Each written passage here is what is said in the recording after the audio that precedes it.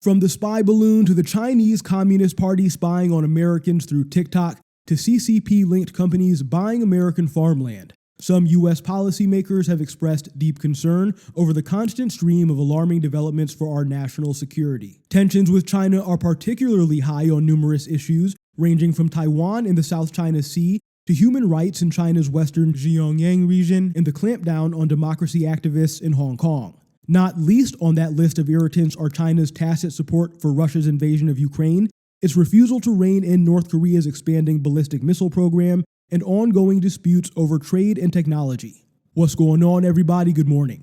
You are tuned into another episode of the Black Man Into the Wild podcast. I'm blessed to be here with you all today, and as always, I'm blessed to have you here with me as well. Before we get started, if you have not already, please go ahead and subscribe to this channel, like the video, and share with your friends if you like what you hear. Also, you can listen and download each episode of the podcast on Spotify and Apple Podcasts. We're streaming right now on all major digital streaming platforms, including Amazon Audible and the iHeart Podcast Network. I appreciate your support. So by now, I'm sure you've heard the news that the U.S. has shot down the alleged Chinese spy balloon that was first spotted over Billings, Montana early last week. Now, I'm not going to lie, when I first heard about the story, I was like, what the f***? I called my dad and said, Dad, what the f*** is going on? Because he's usually one of the people I can actually talk to a little bit more freely about conspiracy theories and things like that. So, we're on the phone talking about this balloon sent from China, and we're trying to figure out how long the government knew it was up in the sky and what it was doing up there. And maybe if I had a Patreon account or something like that, maybe I'd do a video on what I really think is going on with this balloon and other things that have dominated the mainstream media headlines over the last couple of years, and post it there. According to the Associated Press, the U.S. was tracking a suspected Chinese surveillance balloon that was spotted over U.S. airspace last week, but the Pentagon decided not to immediately shoot it down over concerns of hurting people on the ground, according to official reports. A senior defense official told Pentagon reporters that the U.S. had, quote, very high confidence that this was a Chinese high-altitude balloon and it was flying over sensitive sites in an attempt to collect information. Okay, it says here, one of the places that the balloon was spotted was Montana, which is home to one of the nation's 3 nuclear missile silo fields at Malmstrom Air Force Base. Before being brought down, the Pentagon press secretary provided a brief statement on the issue, saying that the government was tracking the balloon traveling at an altitude well above commercial air traffic, believing it not to present a military or physical threat to anyone on the ground. In fact, similar balloon activity has been seen in the past several years, and the U.S. has taken several steps to ensure that they did not collect any sensitive information. A senior administration official who was not authorized to publicly discuss sensitive information said that President Joe Biden was briefed and asked the military to present options.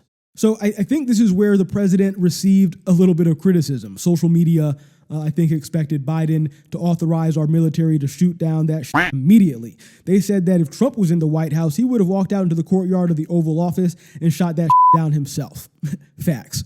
Defense Secretary Lloyd Austin and Army General Mark Milley, chairman of the Joint Chiefs of Staff, advised against taking kinetic action because of risks to safety of people on the ground, a recommendation that Biden initially accepted. It was not clear what the military was doing to prevent the balloon from collecting sensitive information, or what would happen with the balloon if it wasn't shot down. However, the fact that this balloon was occupying Montana airspace creates significant concern that Malmstrom Air Force Base and the United States intercontinental ballistic missile fields are the target of this intelligence gathering mission. So yeah, I'm going to leave it right there, because again, like I said, I'm sure you all have heard by now and probably have even seen the video of the balloon being shot down just roughly 6 miles off the eastern coast into the Atlantic Ocean.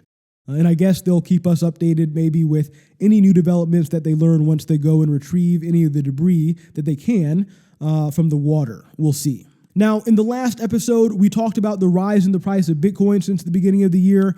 And I must admit, although I've recorded a number of podcasts talking about Bitcoin and Bitcoin mining, I am in no way an expert on crypto. So please don't take anything that I say or take what anybody on the internet says for that matter as financial advice. But anyways, yeah, after talking about the recent Bitcoin price volatility in the last episode, I saw this story here and I thought that it would be cool to run through real quick and then we can get out of here. A recent article from Decrypt talks about how you can now earn Bitcoin for listening to podcasts. Let's get into it. The podcasting revenue model is getting a Bitcoin facelift, looking to expand its footprint beyond gaming.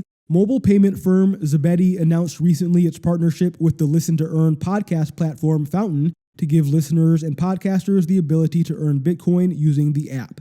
With this partnership, we're supporting a new type of business model and economic activity, not just for the payment space, but in general, Zebedee's Chief Strategy Officer Ben Cousins said in a statement. Launched in October 2019, Zebedee is a Bitcoin-centric gaming firm that releases games through its mobile app.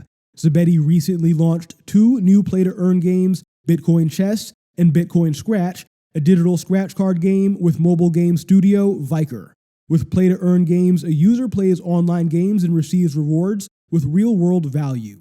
Listen to Earn aims to do something similar for podcasters, creating a direct link between podcasters and their audience and letting listeners earn Bitcoin for every minute they tune in. Instead of an expensive and sweeping ad campaign, the Listen to Earn model aims to only spend money on listeners who actually want to listen. Fountain launched its Listen to Earn program in June 2022. The program allows listeners and podcasters to get rewarded for the value they provide. Fountain users will earn money for their first hour of daily podcast listening. Now, it says here, to draw in listeners, the platform uses RSS feeds to make podcasts from other platforms available to its listeners. Using the Fountain app to listen to their favorite podcast, users can earn small amounts of Bitcoin called sats or satoshis. Quote, this type of value for value exchange is the future of content creation, Fountain's founder and CEO Oscar Mary said in a press release. He says, the time and attention we give to tech platforms is incredibly valuable. Every minute that you spend consuming content, creating content, or viewing ads increases the value of the platform you're using. Most free apps we use every day don't recognize or reward this, but Fountain is different. It's the only podcast app that rewards both listeners and podcasters for the value that they bring to the platform. So I'm going to do some more research on this because it does sound pretty interesting, but who knows? It could just be a whole lot of hype. We'll see. Thanks for listening, everybody. This has been another episode of the Black Man Into the Wild podcast. Have a great day.